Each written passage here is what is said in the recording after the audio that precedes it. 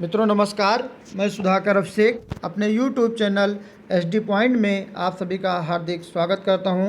मित्रों आज हम हिंदी के 13वें प्रैक्टिस सेट लेकर के आप सबके समक्ष उपस्थित हैं। उम्मीद करते हैं मित्रों ये सभी प्रश्न आपकी आगामी TGT PGT परीक्षा के लिए बहुत ही उपयोगी सिद्ध होंगे। मित्रों शुरुआत करते हैं। 120 प्रश्नों की श्रृंखला है ये। पहला प्रश्न है, प्रगतिवाद और प्रगतिशीलता में क्या अंतर है। प्रगतिवाद है एक विशेष राजनीतिक विचारधारा से बंधे रहना तथा प्रगतिशीलता है जड़ी भूत विचारधारा से मुक्त होना। दूसरा विकल्प है मित्रों, प्रगतिवादी हैं मार्क्सवादी और प्रगतिशील होता है फ्रायडवादी। तीसरा विकल्प है, प्रगतिवाद है सामाजिक उत्थान करना और प्रगतिशीलता है आत्म उत्थान की भावना में लगे रहना। चौथा विकल्प है मित्रों, प्रगतिवाद है भारतीय कुरीतियों का विरोध करना और प्रगतिशीलता समस्त परंपराओं का अनुपालन करना। तो मित्रों इसमें आपका पहला विकल्प सही है, वह है प्रगतिवाद है एक विशेष राजनीतिक विचारधारा। प्रगतिवाद है एक विशेष राजनीतिक विचारधारा से बंधे रहना तथा प्रगतिशीलता है जड़ी भूत विचारधारा से मुक्त होना। पहला विकल्प इसमें सही है। दूसरा प्रश्न मित्रों, एक दूसरे से भिन्न भिन्न नए नए विचारों एवं रचना शैलियों के जो 7 कवि प्रयोगवाद के कवि के रूप में प्रसिद्ध हुए, उनकी कविताओं के संग्रह का सही नाम था। पहला तार सप्तक, प्रथम तार सप्तक, तार सप्तक या तार सप्तक। तो इसमें मित्रों आपका चौथा विकल्प सही है, वह है तार सप्तक। अगला प्रश्न है, हिंदी उपन्यासों की संरचना के मूल आधार रहे हैं। पहला है बंगला उपन्यास, दूसरा मराठी उपन्यास, तीसरा फ्रेंच उपन्यास, चौथा है अंग्रेजी उपन्यास। तो इसमें मित्रों आपका चौथा विकल्प सही है, वह है अंग्रेजी उपन्यास। हिंदी कहानी की रचना विधान नामक कृति की प्रणेता हैं डॉक्टर नगेंद्र हैं, नंदुलारे वाजपेयी हैं, जगन्नाथ प्रसाद वर्मा है या डॉक्टर लक्ष्मी सागर वार्ष्णेय हैं। मित्रों इसमें आपका तीसरा विकल्प सही है, हिंदी कहानी की रचना विधान नामक कृति के प्रणेता जगन्नाथ प्रसाद शर्मा हैं। मूलभूत रंगमंचीय प्रयोगों को दृष्टि में रखकर लिया गया इसमें सर्वश्रेष्ठ हिंदी नाटक है। मूलभूत रंगमंचीय प्रयोगों को दृष्टि में रखकर नहुस है, सुंदर सिंदूर की होली है, रक्षाबंधन है या लहरों के राजहंस। तो इसमें मित्रों आपका चौथा विकल्प सही है, वह है लहरों के राजहंस। अगला प्रश्न, हिंदी का पहला प्रतीक धर्मी नाटक है। पहला कामना, दूसरा राजशिखर, तीसरा आषाढ़ का एक दिन और चौथा है वत्सराज। तो मित्रों इसमें आपका पहला विकल्प सही है, वह है कामना। 7वां प्रश्न है, निबंध गद्य की कसौटी है यह कथन है। बालकृष्ण भट्ट का, आचार्य रामचंद्र शुक्ल का, प्रताप नारायण मिश्र का या सूर्यकांत त्रिपाठी निराला का। तो मित्रों इसमें आपका दूसरा विकल्प सही है, निबंध गद्य की कसौटी है यह आचार्य रामचंद्र शुक्ल का है। कविता में रहस्य दर्शन से परिपूर्ण अत्यंत भावुकता भरी रचनाएं करने वाला जो रचनाकार अपने रेखा चित्रों में अत्यंत स्पष्ट एवं यथार्थ चित्रणकर्ता के रूप में प्रकाशित हुआ है, उसका नाम है जयशंकर प्रसाद, महादेवी वर्मा, रामबृज बेनीपुरी या विष्णु प्रभाकर। तो मित्रों इसमें आपका दूसरा विकल्प सही है, वह है महादेवी वर्मा। 9वां प्रश्न है, भारतीय एवं पाश्चात्य समीक्षा दृष्टि से समृद्ध हिंदी के सर्वश्रेष्ठ समीक्षक हैं। सर्वश्रेष्ठ समीक्षक पूछा जा रहा मित्रों, डॉक्टर महावीर प्रसाद द्विवेदी और नंदुलारे वाजपेयी, गजानन माधव मुक्तिबोध या रामचंद्र शुक्ल। तो इसमें मित्रों आपका चौथा विकल्प सही है, वह है रामचंद्र शुक्ल। अगला प्रश्न मित्रों, रस मीमांसा नामक शास्त्रीय समीक्षा दृष्टि से समृद्ध हिंदी के सर्वश्रेष्ठ समीक्षक हैं। डॉक्टर नगेंद्र हैं, नंदुलारे वाजपेयी हैं या फिर मित्रों इसका तीसरा विकल्प आपका यहाँ पे है भगीरथ मिश्र हैं या फिर रामचंद्र शुक्ल हैं। तो मित्रों इसमें आपका चौथा विकल्प सही है, वह है रामचंद्र शुक्ल। रस मीमांसा नामक शास्त्रीय समीक्षा दृष्टि से समृद्ध हिंदी के सर्वश्रेष्ठ समीक्षक है रामचंद्र शुक्ल। 11वां प्रश्न है, निम्नलिखित में से उस समालोचक का नाम बतलाइए जो समालोचक के साथ साथ जनवादी कवि भी हैं। आचार्य हजारी प्रसाद द्विवेदी, डॉक्टर निर्मला जैन, डॉक्टर रामविलास शर्मा और डॉक्टर विजेंद्र स्नातक। तो इसमें मित्रों आपका तीसरा विकल्प सही है, वह है डॉक्टर रामविलास शर्मा। अगला प्रश्न है, कामायनी एक पुनर्विचार नामक प्रसिद्ध आलोचना ग्रंथ के लेखक हैं। कामायनी एक पुनर्विचार, नंद दुलारी वाजपेयी, डॉक्टर रामविलास शर्मा, हजारी प्रसाद द्विवेदी या मुक्तिबोध। तो इसमें मित्रों आपका चौथा विकल्प सही है, वह है मुक्तिबोध। अगला है उचित चेत चंति लय ताही, पदांश में प्रयुक्त चंति शब्द बाबू श्याम सुंदर दास के विचार से कबीर की भक्ति की विशेषता प्रकट करने वाला है। किस विशेषता को व्यक्त करता है यह शब्द चंति? चित्त लेटने का, चितवन को, सोच विचार करने का या चेतना के स्तर को प्रकट करने का? तो मित्रों इसमें चौथा विकल्प सही है, वह है चेतना के स्तर को प्रकट करने का। कबीर का गर्व और दैन्य दोनों मनुष्य को उसकी परमात्मिकता की अनुभूति कराने वाले हैं। यह कथन है हजारी प्रसाद द्विवेदी, माता प्रसाद गुप्त, आचार्य रामचंद्र शुक्ल या बाबू श्याम सुंदर दास। तो मित्रों इसमें आपका चौथा विकल्प सही है, वह है बाबू श्याम सुंदर दास। 15वां प्रश्न है वल्लभाचार्य जिस संप्रदाय के आचार्य हैं उस संप्रदाय के प्रवर्तक हैं, रुद्र हैं, ब्रह्म हैं या श्री हैं या सनकादि हैं? तो इसमें मित्रों आपका पहला विकल्प सही है, वह है रुद्र। श्री कृष्ण भक्ति शाखा में मधुरा भक्ति भावना का समावेश हुआ है निम्नलिखित के अनुकरण में। पहला विकल्प है मलिक मोहम्मद जायसी, दूसरा चैतन्य महाप्रभु, तीसरा स्वामी हरदास और चौथा है रसखान। तो इसमें मित्रों आपका दूसरा विकल्प सही है, वह है चैतन्य महाप्रभु। संसार अपार के पार को सुगम रूप नौका लियो, कलि कुटिल जीव निस्तार हित, वाल्मीकि तुलसी भयो। यह निम्नलिखित में से किसकी उक्ति है? पहला है रहीम की, दूसरा है स्वामी अग्रदास की, तीसरा नाभादास और चौथा है रामानंद की। तो इसमें मित्रों आपका तीसरा विकल्प सही है, वह है नाभादास। खालिक बारी किसकी रचना? बहुत महत्वपूर्ण प्रश्न मित्रों। खालिक बारी किसकी रचना है? अमीर खुसरो की, निजामुद्दीन औलिया की, मलिक मोहम्मद जायसी की या नूर मोहम्मद की? तो मित्रों खालिक बारी रचना अमीर खुसरो की है। सूरदास के एक अति प्रचलित पद के निम्नलिखित चरण नखत वेद ग्रह जोर, अरध करी को बरजे हम खात से किस खाए जाने वाले पदार्थ का अर्थ निष्पन्न होता है? सूरदास का है मित्रों, इसमें पूछा गया है कि नखत वेद ग्रह जोरी अरध करी को बरजे हम खात से किस खाए जाने वाले पदार्थ का अर्थ निष्पन्न होता है? इसका विकल्प मित्रों इधर है, वह है पहला है अमृत का या खीर का, अमृत का, खीर का, विष का या फिर कल्प वृक्ष का फल। तो इसमें मित्रों आपका जो है तीसरा विकल्प सही है, वह है विष का। रसखान कवि का वास्तविक नाम क्या था? बहुत महत्वपूर्ण है। नसीम खान, अली मोहम्मद, सैयद इब्राहिम या अब्दुल? सभी लोग जानते हैं मित्रों, इनका जो है सैयद इब्राहिम नाम था। अष्टछाप की सर्वप्रथम प्रतिष्ठा किसने की? विट्ठल जी ने, वल्लभाचार्य जी ने, उपर्युक्त दोनों ने या इनमें से किसी ने नहीं? तो इसमें मित्रों आपका पहला विकल्प सही है, वह है विट्ठल जी ने। कमल दल नयनन की उन्मानी, बिसरत नाय सखी मोह, मन ते मंद मंद मुस्कानी। यह पद चरण किसकी रचना है? तो पहला विकल्प है मित्रों मीराबाई, दूसरा रहीम, तीसरा सूरदास, चौथा है नंददास। तो मित्रों यह रहीम की रचना है। बरसे मघा झकोरी झकोरी, मोर दुई नयन चुए जस ओरी, इस अर्दाली में आए ओरी शब्द का अर्थ है? पहला है अरे ओ सखीरी मेरे आंसुओं को देखो, जिसका ओर छोड़ ना हो ऐसी लगातार बारिश। दूसरा विकल्प। तीसरा ओरा जाना समाप्त हो जाना। चौथा है छाजन से गिरने वाली पानी की धार। तो मित्रों इसमें आपका चौथा विकल्प सही है, वह है छाजन से गिरने वाली पानी की धार। 24वां प्रश्न है पंडित और प्रवीणन को जो चित्त हरे सो कवित कहावे।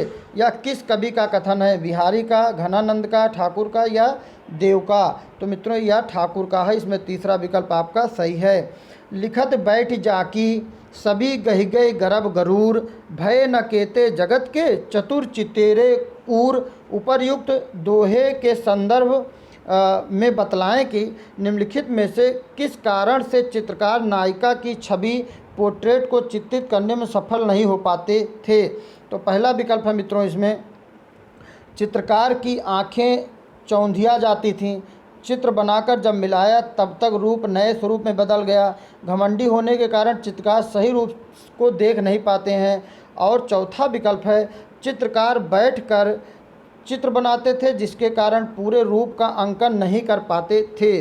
तो मित्रों इसमें आपका दूसरा विकल्प सही है, वह है चित्र बनाकर जब मिलाया तब तक रूप नए स्वरूप में बदल गया। दूसरा विकल्प इसमें आपका सही है। 26वां प्रश्न मित्रों, छायावाद पर विचार करते हुए हिंदी के कई प्रतिष्ठित आलोचक निर्देश देते हैं कि हिंदी में छायावाद बांग्ला साहित्य के अनुकरण पर आया। तो इसमें मित्रों आपका इस संदर्भ में कौन सा विकल्प सही है? पहला विकल्प है मित्रों, बांग्ला की अन्य विधाओं की तरह उसकी छायावादी कविता का भी अनुकरण छायावादी कवियों ने किया। बांग्ला का छायावादी साहित्य इतना उत्कृष्ट था कि उसका अनुकरण किए बगैर हिंदी के कवि रह नहीं सके। तीसरा है, हिंदी के साहित्यकार हर किसी उत्कृष्ट साहित्य से उत्तम कोटि की रचनाओं को ग्रहण करते ही रहते हैं। और चौथा विकल्प है मित्रों, बांग्ला साहित्य में छायावाद युग नाम का कोई युग हुआ ही नहीं। अपनी आधारहीन कल्पना पर ही हिंदी आलोचना ऐसा मत प्रचारित करते रहे। तो मित्रों इसमें आपका चौथा विकल्प सही है, वह है बांग्ला साहित्य में छायावाद युग नाम का कोई युग हुआ ही नहीं। तो अगला प्रश्न मित्रों, थोड़ा ये बड़ा प्रश्न था। 27वां प्रश्न मित्रों, पुरातनता का यह निर्मोक सहन करती न प्रकृति पल एक, यह निर्मोक से अभिप्राय है सांप के शरीर पर लिपटी कचुली। और अगला विकल्प है मित्रों इधर, दूसरा विकल्प है निष्ठुर आघात, तीसरा विकल्प है नितांत अनावश्यक भार और चौथा विकल्प है निकम्मापन। तो मित्रों इसमें आपका सांप के शरीर पर लिपटी कचुली, इसमें आपका पहला विकल्प सही है। आपका इसमें 27वें प्रश्न में है, पुरातनता का यह निर्मोक सहन करती न प्रकृति पलेग, इसमें निर्मोक से प्राय है सांप के शरीर पर लिपटी कचुली, इसमें पहला विकल्प आपका सही है। 28वें प्रश्न पे हम लोग आते हैं मित्रों, वह है 28वां प्रश्न, विकल वासना के प्रतिनिधि वे सब मुरझाए चले गए, यहाँ वे से तात्पर्य है। पहला विकल्प है सुरा सुरभिमय लालिमा युक्त मुखमंडल, दूसरा है देव सृष्टि के अहंकारी देवगण, तीसरा काम वासना में डूबे हुए विलासी वृत्त वाले खल चरित्र और चौथा स्त्रियों के क्वणित कंकण के केसर कंकुमित वक्ष स्थलों के पीछे दीवाने बने मनुष्यगण। तो इसमें मित्रों आपका पहला विकल्प सही है, वह है सुरा सुरभिमय लालिमा युक्त मुखमंडल। 29वां प्रश्न है, मैं भूल गया अस्तित्व ज्ञान जीवन का यह शाश्वत प्रमाण करता मुझको अमृत दान। उपर्युक्त पद में अस्तित्व ज्ञान भूल चुके को अमृत देने की बात की गई है, ऐसा संभव होने का आधार है। पहला विकल्प है भूलने वाला सरलता से नया ज्ञान ग्रहण कर लेता है, दूसरा भूलने वाला अपना क्षणभंगुर अस्तित्व को भुलाकर शाश्वत के प्रचेतन होने की स्थिति में आ चुका है, और तीसरा है अस्तित्व ज्ञान भुलाकर अस्तित्वहीनता की दशा में पहुंचा हुआ व्यक्ति शाश्वत को ग्रहण कर सकता है, और चौथा है मित्रों अस्तित्व ज्ञान को भूलने की बात अलग है और अमृत दान करने की बात अलग है। तो इसमें मित्रों आपका तीसरा विकल्प सही है, वह अस्तित्व ज्ञान भुलाकर अस्तित्वहीनता की दशा में पहुंचा हुआ व्यक्ति शाश्वत को ग्रहण कर सकता है। तीसवां प्रश्न है मित्रों, लख महाभाव मंगल पद तल धस रहा गर्भ मानव के मन का असुर मंद हो रहा खर्च। इन काव्य पंक्तियों में जो अप्रस्तुत विधान किया गया है उसका आधार है मन के आसुरी भावों के मिटने के क्रम की दृश्यावली, पैरों तले रोंदने पर ही घमंडी के बस में आने की प्रवृत्ति, ब्रह्म प्रकृति में अंत प्रकृति के साक्षात्कार की दृश्यावली, और बंगाली संस्कृत में महिषासुर मर्दनी दुर्गा के स्वरूप की दृश्यावली। तो मित्रों इसमें आपका पहला विकल्प सही है, वह है मन के आसुरी भावों के मिटने के क्रम में दृश्यावली। अतिरेकवादी पूर्णता की तुष्टि करना कब रहा आसान। मुक्तिबोध द्वारा किया गया यह कथन कि किस विशेष मना स्थिति का द्योतक है। पहला विकल्प है मित्रों असहायता, दूसरा भूखों के दुराग्रह से उत्पन्न असहाय स्थिति, तीसरा कभी पूरा न करने की लाचारी, और चौथा है राक्षसी वृत्ति का सामना न कर पाने की चिंता। तो इसमें मित्रों आपका दूसरा विकल्प सही है, वह है भूखों के दुराग्रह से उत्पन्न असहाय स्थिति।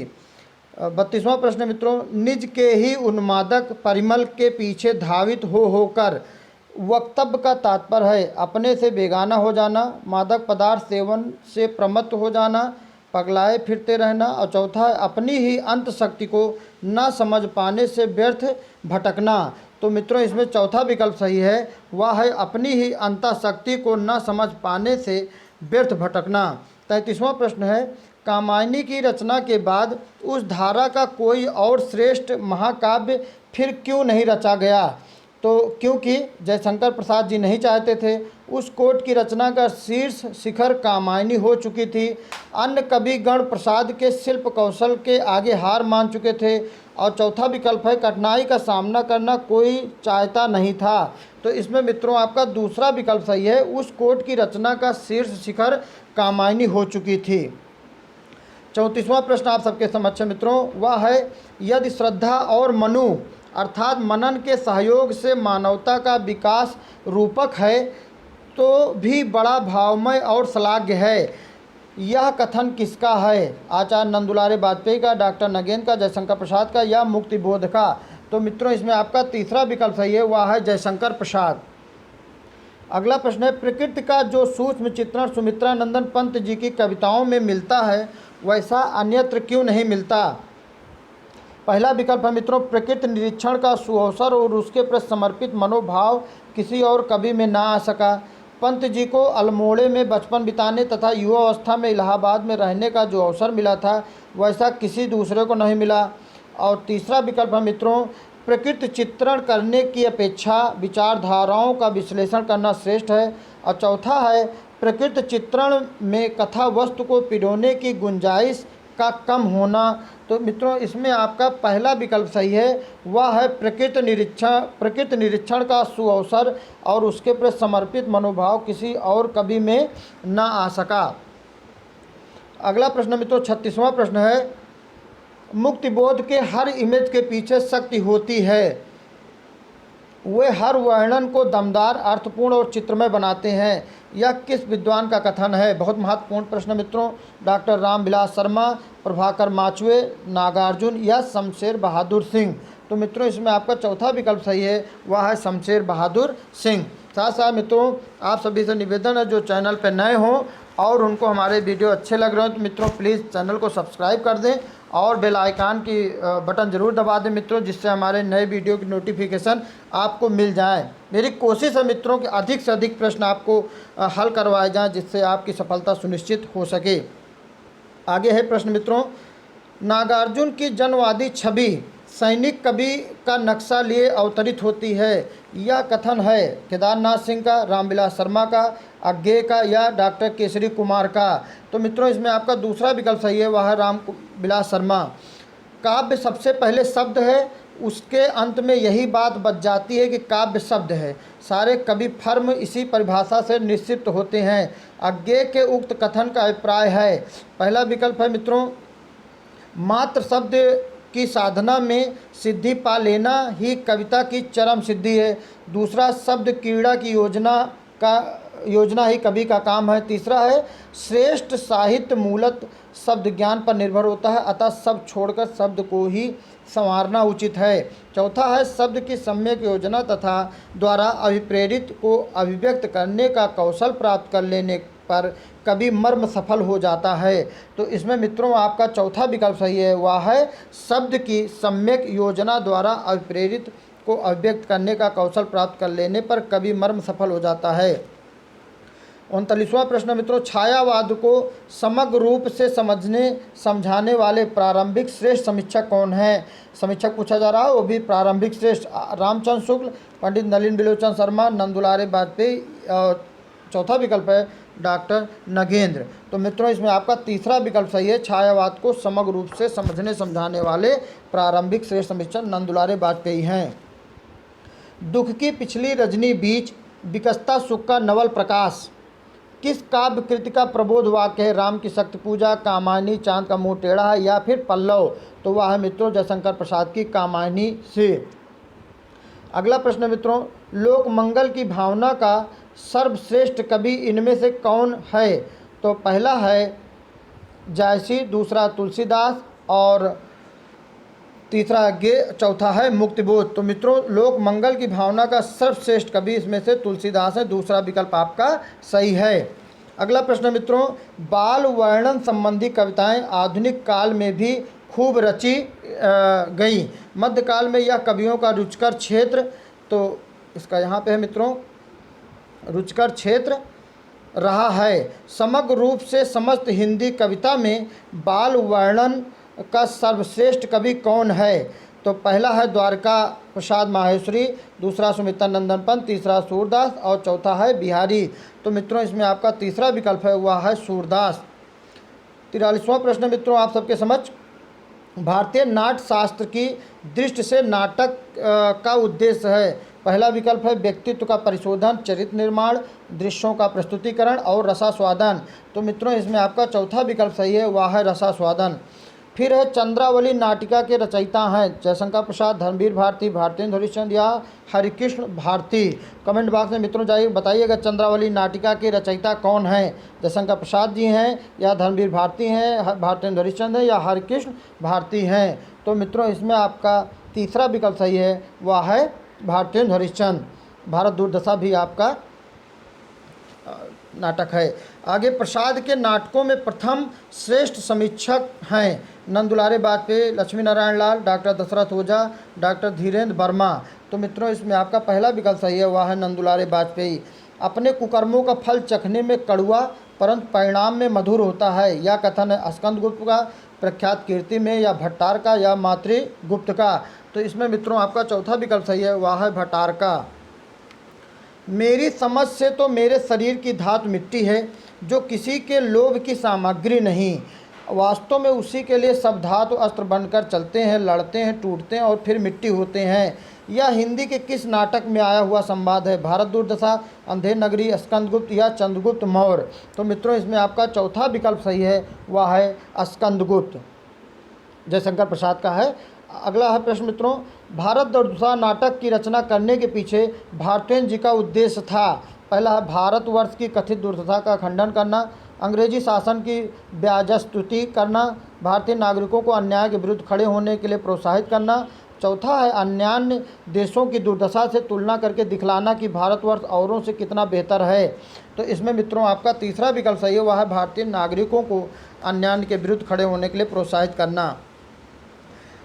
अन्य हिंदी नाटकों की अपेक्षा भारतेंदु हरिश्चंद्र जी की विशेषता थी।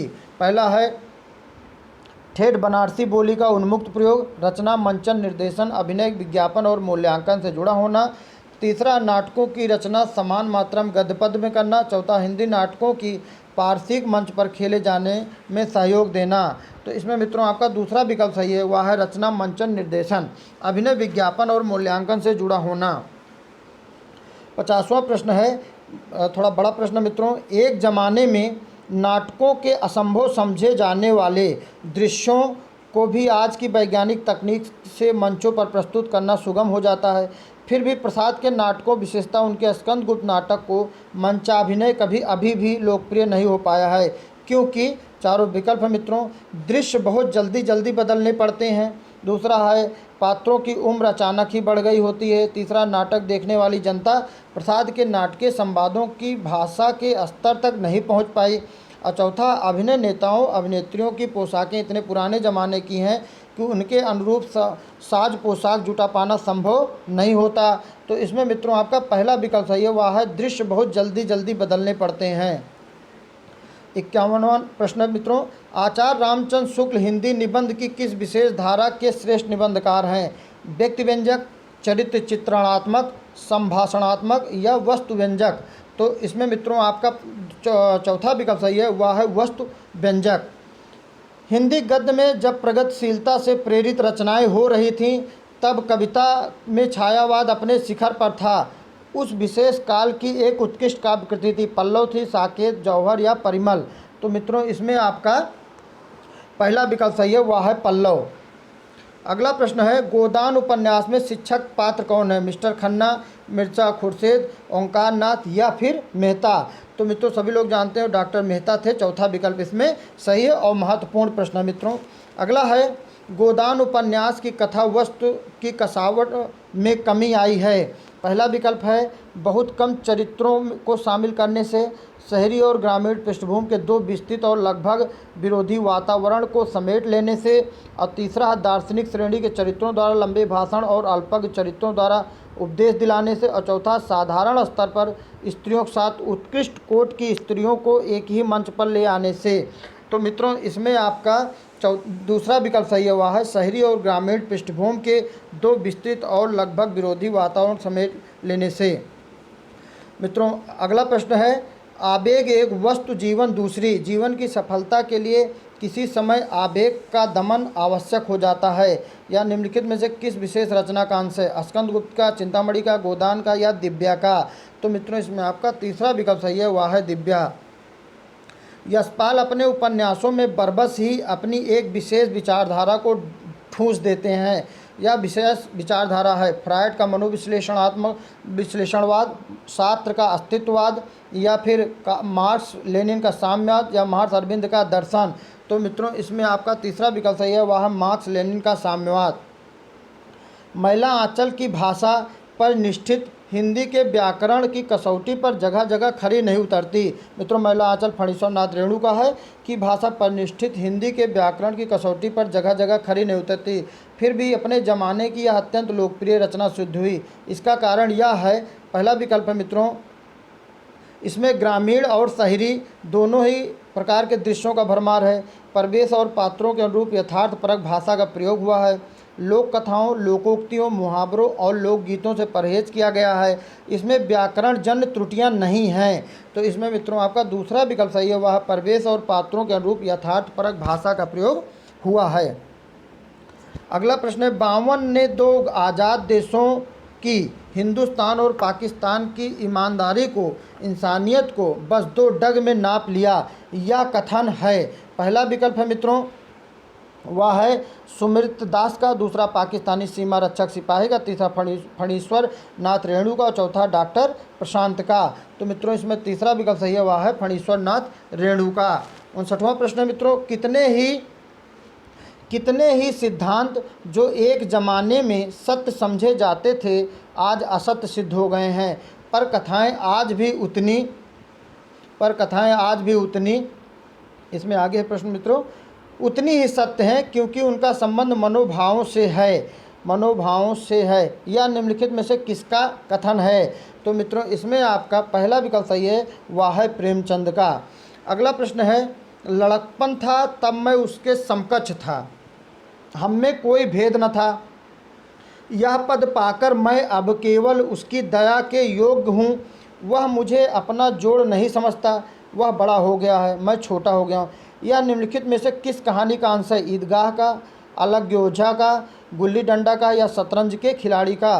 तो मित्रों यह गुल्ली डंडा का है, चौथा विकल्प आपका सही है।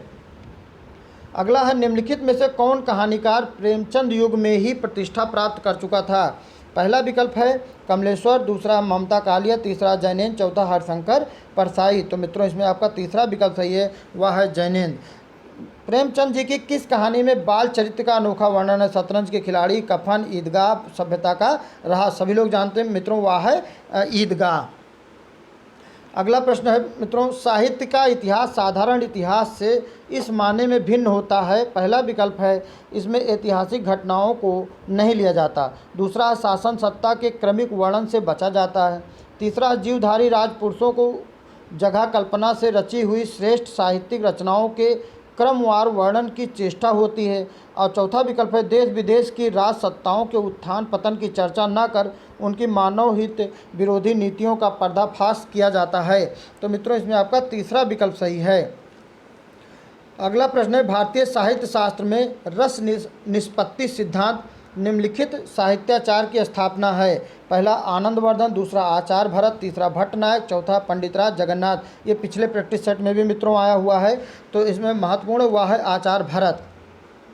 मीराबाई की रचनाओं में से किस भाषा की छौंक ज़्यादा पाई जाती है? हरियाणवी की, राजस्थानी की, मराठी की, या पंजाबी की? तो मित्रों वह है राजस्थानी की। कवि केशवदास की कौन सी कृति अपने वर्ण विषय की अपेक्षा छंदों की विविधता में भटक गई लगती है? पहला विकल्प है रामचंद्रिका, दूसरा कवि प्रिया, तीसरा रसिक प्रिया, चौथा है रतन बावनी। तो मित्रों इसमें आपका पहला विकल्प सही है, वह है रामचंद्रिका। अगला प्रश्न है, भरी रही भनक बनक ताल तालन की, तनक तनक तामय खनक चुरीन की, ये किस कवि की छंद की पंक्तियां हैं? रत्नाकर, पद्माकर, देव या द्विजदेव? तो मित्रों इसमें आपका तीसरा विकल्प सही है, वह है देव। आधुनिक काल के साहित्य की सबसे बड़ी विशेषता है मात्र, पहला विकल्प है मित्रों मात्र पद्य में उत्कृष्ट कृतियों की रचना, दूसरा गद्य को साहित्य के सशक्त माध्यम के रूप में प्रतिष्ठित करना, तीसरा नवगीतों में संगीत के तत्वों को पिरोना, और चौथा है भावुकतापूर्ण कथनों को प्रश्रय प्रदान करना। तो मित्रों इसमें आपका है दूसरा विकल्प सही है, गद्य को साहित्य के सशक्त माध्यम के रूप में प्रतिष्ठित करना। 69वां प्रश्न मित्रों आप सबके समक्ष है, वे कवि जो काव्य सर्जना के साथ साथ भारतीय स्वतंत्रता आंदोलन में भी सक्रिय रूप से जुड़े थे, उनमें अग्रगण्य हैं। पहला है अयोध्या सिंह उपाध्याय हरिओद, दूसरा है मुकुटधर पांडे, तीसरा है मैथिली शरण गुप्त और चौथा है रूपनारायण पांडे। तो मित्रों इसमें आपका तीसरा विकल्प सही है, वह है मैथिली शरण गुप्त। किसी व्यक्ति वस्तु या संदर्भ का तटस्थ अंकन करने वाली साहित्यिक विधा का नाम है? संस्मरण है, आत्मकथा, रेखाचित्र या फीचर है? तो मित्रों वह है रेखाचित्र। प्रगतिवादी कवियों में अपनी विचारधारा से कट्टरता पूर्वक जुड़े रहने वाले कवि हैं। पहला सुमित्रानंदन पंत, दूसरा गजानन माधव मुक्तिबोध, तीसरा भगवती चरण वर्मा और चौथा रामधारी सिंह दिनकर। तो मित्रों इसमें आपका दूसरा विकल्प सही है, कट्टरता पूर्वक जुड़े रहने वाले प्रगतिवादी कवियों में गजानन माधव मुक्तिबोध हैं। अगला प्रश्न है मित्रों, नई नई कविता के अनेकानेक कवियों को प्रकाशित करके उनकी सर्वाधिक आलोचना के पात्र बने जाने वाले कवि हैं? नैमिचंद जैन, गिरजा कुमार माथुर, धर्मवीर भारती या अज्ञेय? तो मित्रों इसमें आपका चौथा विकल्प सही है, वह है अज्ञेय। भाषा वैज्ञानिक दृष्टि से भाषा की परिभाषा है। पहला विकल्प है भाषा मानव मुख के ध्वन्यंगों से निःसृत सामाजिक स्वीकृत प्राप्त सार्थक पदों के सुशृंखलित वाक्यों द्वारा विचार विनिमय का माध्यम है। दूसरा विकल्प है प्राणियों के पारस्परिक विचार विनिमय में जिसका सहारा लिया जाता हो। तीसरा है विकल्प सभ्य समाज की मान्यता के अनुरूप विशुद्ध शब्दावली, सभ्य समाज की मानवता के अनुरूप विशुद्ध शब्दावली में पारस्परिक वार्तालाप का जो संसाधन बनाई जाती हो। चौथा विकल्प है बोलने चालने, पढ़ने लिखने, शिक्षण प्रशिक्षण, कार्यालयी न्यायालयीय व्यवस्था में जिसका समुचित उपयोग किया जाता हो। तो मित्रों इसमें आपका पहला विकल्प सही है, भाषा वैज्ञानिक दृष्टि से भाषा की जो परिभाषा है वह है भाषा मानव मुख के ध्वन्यंगों से निश्चित सामाजिक स्वीकृत प्राप्त सार्थक पदों के सुशृंखलित वाक्यों द्वारा विचार विनिमय का माध्यम है। अगला प्रश्न मित्रों, भाषा की लघुत्तम इकाई है, सभी लोग जानते होंगे मित्रों, वह है ध्वनि। पहला विकल्प इसमें आपका सही है, वाक्य और अर्थ। ध्वनि पद वाक्य और अर्थ। तो मित्रों इसमें आपका पहला विकल्प सही है। पाली पद की बहुमान्य व्युत्पत्ति है। पहला विकल्प है मित्रों प्राकृत, पाकट, पाहौड़, पाउल, पाली, पंक्ति, पंक्ति, पट्टी, पल्ली, पाली, पर्याय, पलियाय, पालियाली, पाली और पाठ, पट्टी, पाली और पाली। मित्रों इसमें आपको बताना है कि बहुमान व्युत्पत्ति क्या है, सबसे ज़्यादा नज़दीकी पाली शब्द की उत्पत्ति कैसे हुई है, ये इस चीज़ का इसमें विस्तार वर्णन करना है। तो मित्रों इसमें आपका तीसरा विकल्प सही है, पर्याय, पलियाय, पालियाल और पाली। पाली भाषा के सर्वप्रधान व्याकरण हैं। पहला है कात्यायन, दूसरा पतंजलि, तीसरा पाणिनि और चौथा है हेमचंद। तो मित्रों इसमें आपका पहला विकल्प सही है, वह है कात्यायन। प्रकृति संस्कृतम तादागतम प्राकृतम उक्ति का उचित भावार्थ है। पहला विकल्प है मित्रों प्रकृत भाषा का संस्कार करके प्रकृत भाषा बनाई गई। प्रकृत रूप में आधार भाषा थी, संस्कृत उसमें जो विकसित हुई यह प्राकृत भाषा कहलाई। तीसरा प्रकृत भाषा को मांझ कर जो संस्कृत भाषा बनी थी, लोक व्यवहार में घिसते घिसते वह प्राकृत भाषा हो गई। और चौथा विकल्प है मित्रों भाषा की भाषा की प्रकृति है सुसंस्कृत होते जाना, किंतु वह जब संस्कार विहीन हो जाती है तब प्राकृत भाषा रूप में रह जाती है। तो मित्रों इसमें आपका दूसरा विकल्प सही है, वह है प्रकृत रूप में आधार भाषा थी, संस्कृत उससे जो विकसित हुई या प्राकृत भाषा कहलाई। 78वां प्रश्न है मित्रों, वह है अपभ्रंश भाषाओं का विकास हुआ। अपभ्रंश भाषाओं का विकास हुआ, तो इसमें इसका विकल्प मित्रों यहाँ पे है, वह है पहला विकल्प है संस्कृत भाषा से, दूसरा है पाली भाषा, तीसरा दर्द भाषा से और चौथा है प्राकृत भाषाओं से। तो मित्रों इसमें आपका चौथा विकल्प सही है, वह है प्राकृत भाषाओं से अपभ्रंश भाषाओं का विकास हुआ। 19वां प्रश्न, हिंदी भाषा के सतत प्रवाह को ठीक एक जैसे रूप में विकसित हुआ न देख उसके एक विशेष युगीन रूप को निम्नलिखित भाषाविद ने नाम दिया। पुरानी हिंदी आचार्य देवेंद्र नाथ शर्मा ने, डॉक्टर बाबूराम सक्सेना ने, चंद्र शर्मा गुलेरी ने, सर जॉर्ज एब्राहम ग्रियर्सन ने। तो मित्रों इसमें आपका तीसरा विकल्प सही है, वह है चंद्रधर शर्मा गुलेरी।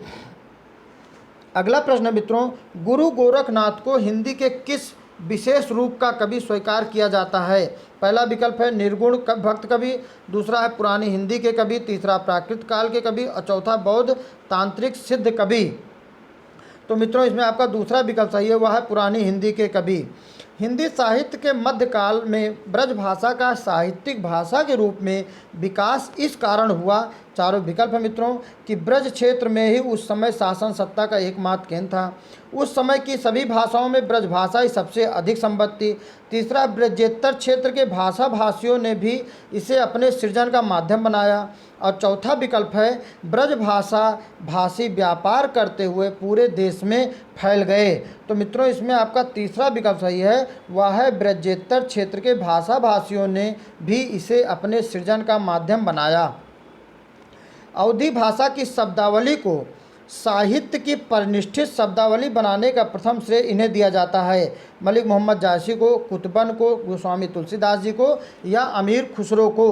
तो मित्रों इसमें आपका तीसरा विकल्प सही है, अवधी भाषा की शब्दावली को साहित्य की परिनिष्ठित शब्दावली बनाने का प्रथम श्रेय गोस्वामी तुलसीदास जी को दिया जाता है। खड़ी बोली गद्य का विकास होना आरंभ हुआ, पहला बोल चाल में अत्यधिक व्यवहार करने से, दूसरा हिंदी पदबद्ध रचनाओं तथा संस्कृत की कृतियों की भाषा टीकाओं से, तीसरा है बंगला रचनाओं तथा अंग्रेजी भाषा के श्रेष्ठ ग्रंथों के अनुवाद से और चौथा है महावीर प्रसाद द्विवेदी द्वारा गद्य में ही रचनाएं करने के लिए विशेष रूप से आग्रह करने के लिए। तो मित्रों इसमें आपका दूसरा विकल्प सही है, खड़ी बोली गद्य का विकास होना प्रारंभ हुआ था हिंदी पदबद्ध रचनाओं तथा संस्कृत की कृतियों की भाषाओं की टीकाओं से। खड़ी बोली गद्य के विकास का मूल आधार बना, पहला विकल्प है इसका कलकत्ता तक फैल जाना, दूसरा फोर्ट विलियम कॉलेज के पाठ्यक्रम में सम्मिलित कर लिया जाना, तीसरा है हिंदी रचनाकारों द्वारा पद्य में इसका प्रयोग कम कर देना, चौथा खड़ी बोली के व्याकरण का मानकीकरण हो जाना। तो मित्रों इसमें आपका दूसरा विकल्प सही है, वह फोर्ट विलियम कॉलेज के पाठ्यक्रम में सम्मिलित कर लिया जाना।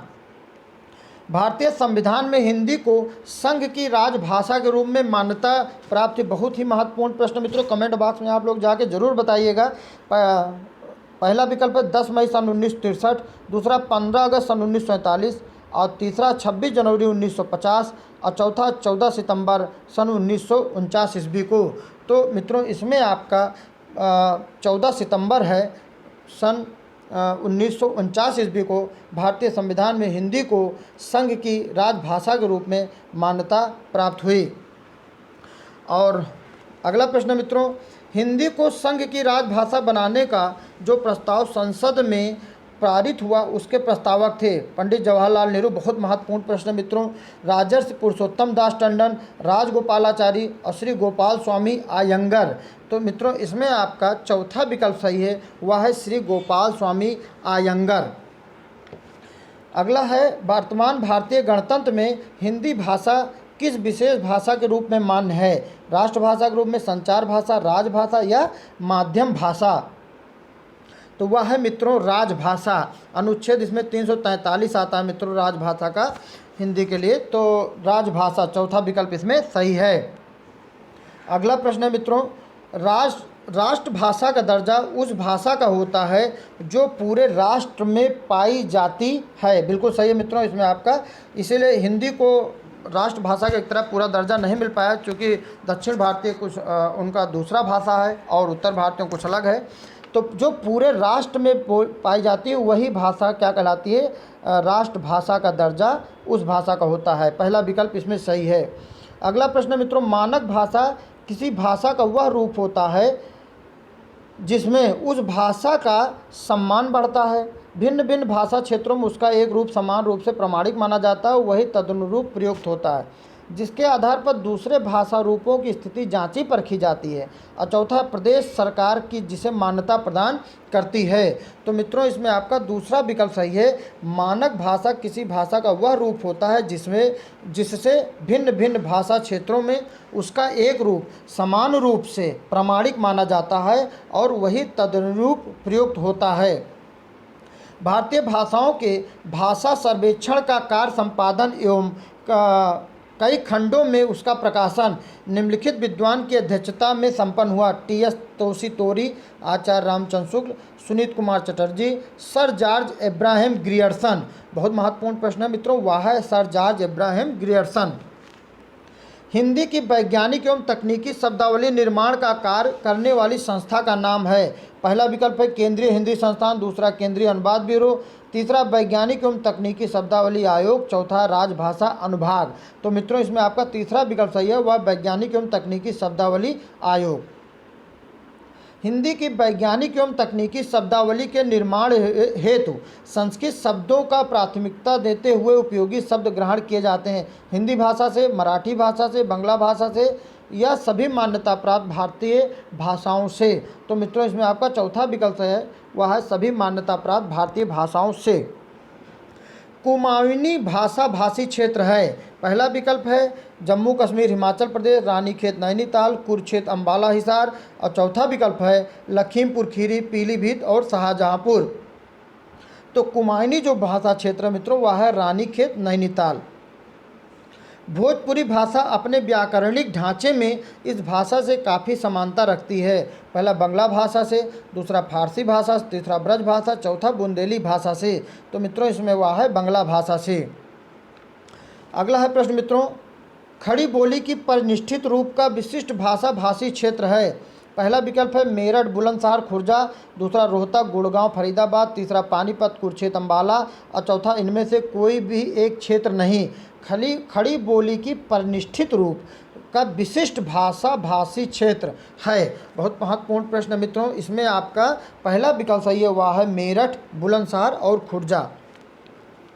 ब्रज भाषा की आधार भाषा रही है। पहला विकल्प है मित्रों वह है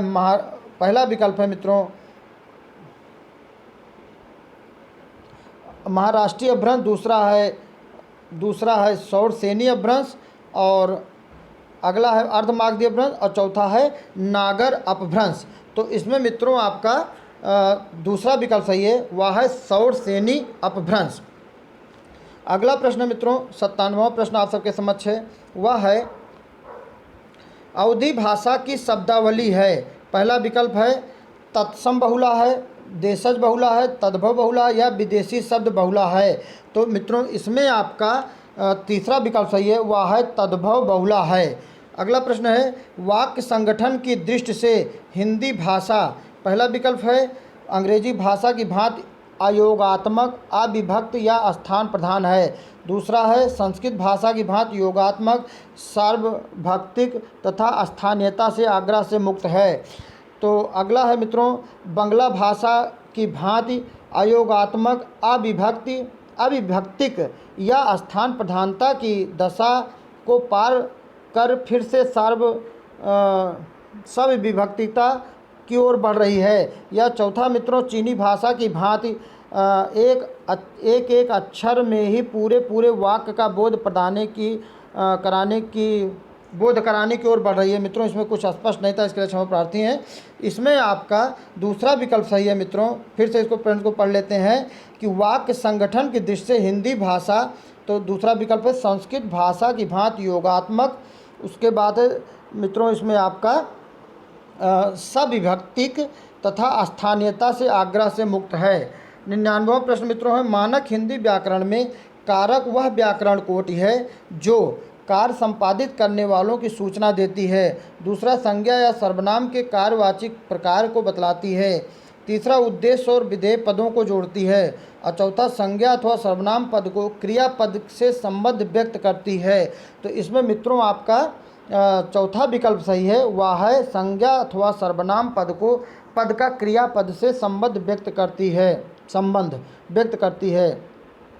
100वां प्रश्न है मित्रों, मैं अपना काम आप करता हूँ। इस वाक्य में मानक हिंदी व्याकरण की दृष्टि से आप पद है निकटवर्ती संबंध सूचक सर्वनाम, निजवाचक सर्वनाम, गुणवाचक सर्वनाम या सार्वनामिक विश्लेषणात्मक सर्वनाम।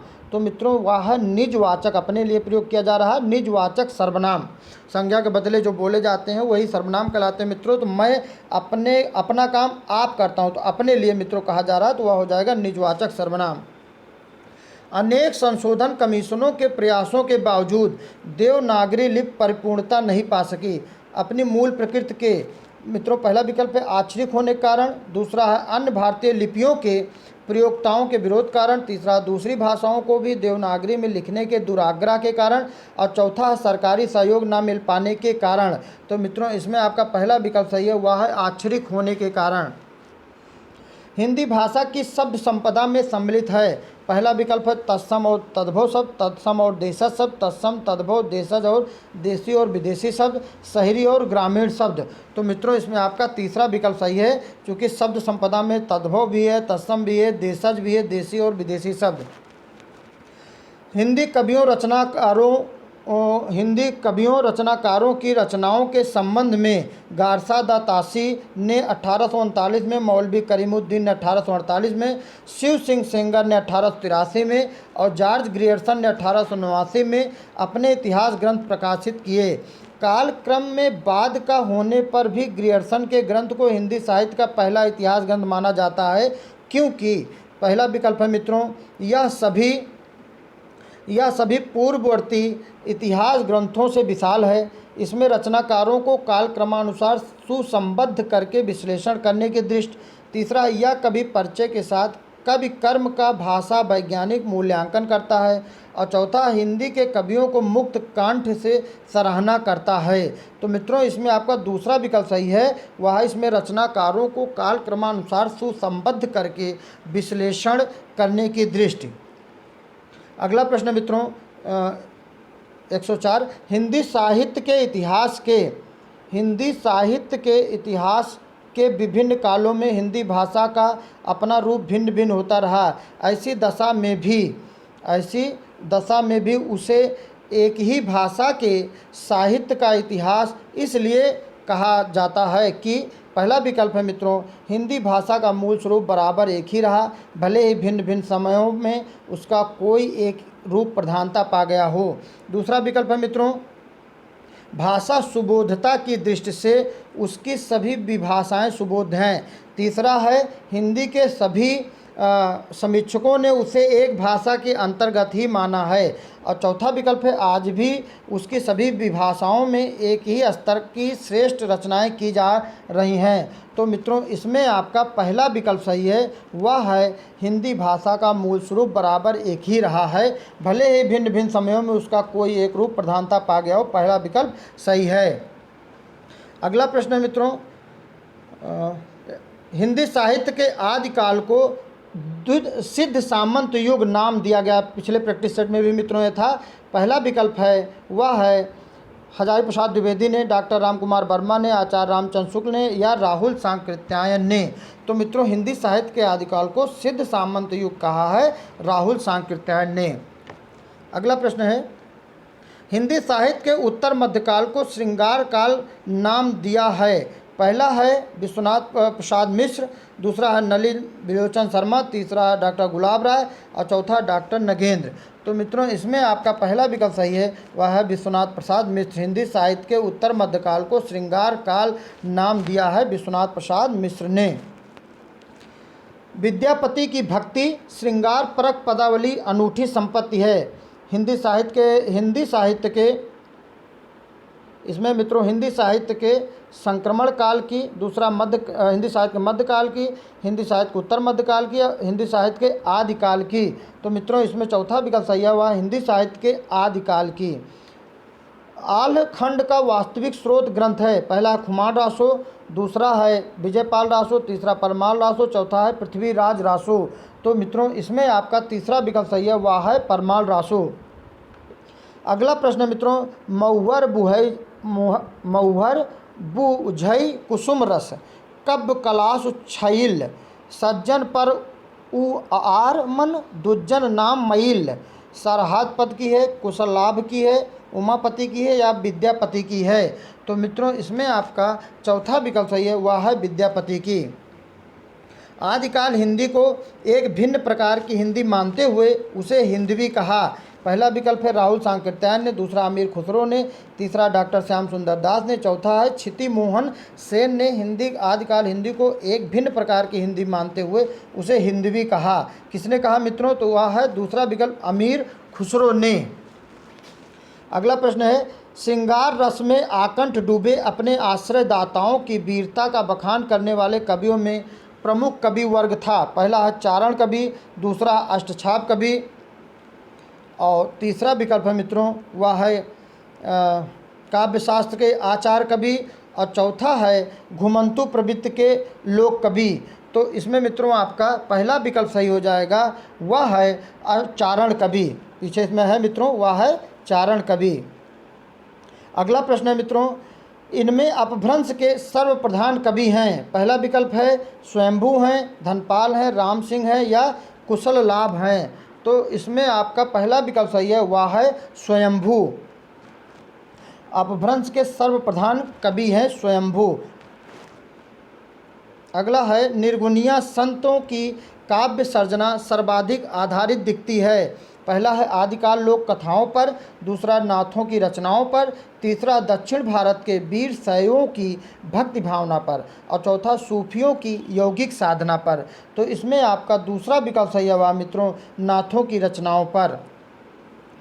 चंदायन के रचयिता है, बहुत महत्वपूर्ण प्रश्न मित्रों, कई बार एग्जाम में पूछा गया। मलिक मोहम्मद जायसी है, कुतुबन है, मंजन है, या मुल्ला दाऊद हैं। तो मित्रों इसमें आपका चौथा विकल्प सही है, वह है मुल्ला दाऊद। निरंजनी संप्रदाय के प्रवर्तक कौन है? दादू दयाल, हरिदास, सुंदरदास, या गरीबदास। तो मित्रों इसमें दूसरा विकल्प सही है, वह है हरिदास।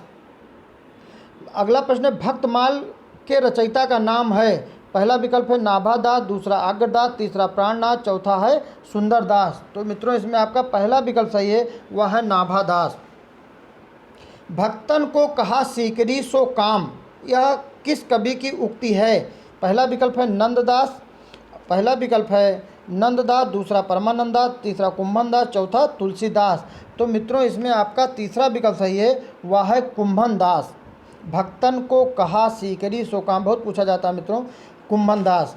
अगला प्रश्न है, हिंदी नई चाल में ढली, यह कथन है महावीर प्रसाद द्विवेदी का, डॉक्टर श्याम सुंदर दास का, राधा कृष्ण दास का, भारतेंदु हरिश्चंद्र का।